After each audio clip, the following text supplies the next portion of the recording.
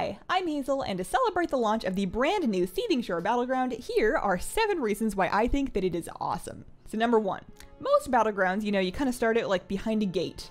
And you're like looking at the gate, or you're seeing who has the biggest and most sparkly mount. In the Seething Shore, you start on an airship that's doing a flyover of the battleground with some lovely scenery, and then you get to jump pack your way off of that airship, PUBG style, and choose where you land through the use of this extra action button jet forward kind of thing.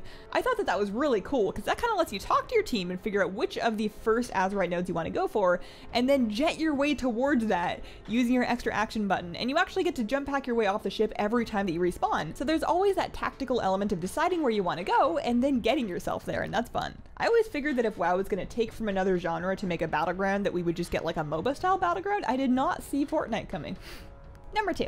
The zone looks gorgeous. Now, I didn't actually look at anything Seething Shore related until the Battleground came out. I did not try it on the PTR, so this was the first time I was seeing it, and for whatever reason, I was expecting it to be like dry, dusty, light brown colored silithus with like some planet blood floating around and then like some blue crystals to mine. I did not expect this like beautiful, lush, detailed map that we got. It looks so good. And like I said, you get that flyover as you're flying in, so you can just kind of like absorb it, and then you get to just jump right down into it and like work out your rage by beating on the Alliance and or Horde, depending on which side you're on, under some big flappy plant fronds. It's like being on vacation, but with more violence. Number 3, it is not too big. So some of the resource control maps, I'm thinking specifically of Deepwind Gorge here, they're huge and they're very spread out, and that means that you do a team fight and they're like, wow, the next team fight is over this way. I'm gonna get on my horse and go, and then you get on your horse and then you go, and then you're going, and then you're going, and it's just this whole extra thing that does not involve any combat, and if it does involve combat, then you're doing it wrong because you're not fighting anywhere near the node.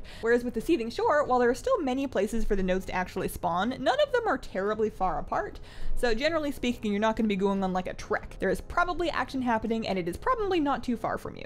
Reason 4, if you think about it, the Seething Shore is basically a playable hate machine for Battle for Azeroth. The central plot point here, which is the Horde and the Alliance competing for mysterious resources and getting really mad about it, that's a central plot point in setting the stage for Battle for Azeroth. It's like a trailer that you can play. Reason number 5 is that the games go pretty quickly, and by that I mean very quickly. I ran this Battleground 5 times today, and my average playtime was 7 minutes. And they weren't like complete sweeps, all of those games had both Horde and Alliance getting control of quite a bit of Azerite, so it's not like one faction was just grabbing it all and then ending the game right away. They go so quickly, in fact, that I wouldn't be surprised to see the mode hotfix to make the games last a little bit longer, but I'm not complaining. Some people have the stamina for all day long Alterac valleys, and other people like me just want to get in, and then get out, and then get back in, so that we can have many different games with hopefully many different outcomes, so that if you've not been winning, you can try again. I'm all for the shorter battleground time. I think that it makes it easier to commit to just doing one before you log off, because you know that you're not going to be stuck in there for 45 minutes, so I think that's pretty cool. Reason number 6 is that it is a 10v10 battleground, which historically speaking, as far as I'm concerned, those have always been the favorites. Having fewer players in each game means less time waiting for the queues to pop, and it means that you can have a greater individual impact as a player. Finally, reason number 7, in my opinion, having the Azerite spawn locations be unpredictable makes the whole battleground feel more dynamic and less scripted.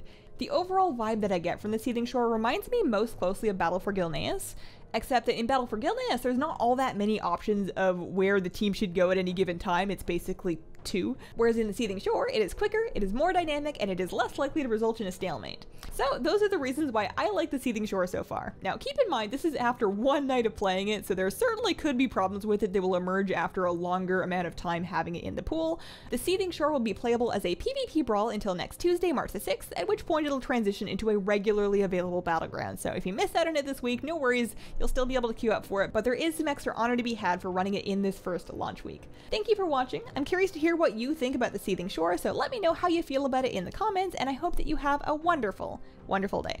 Bye!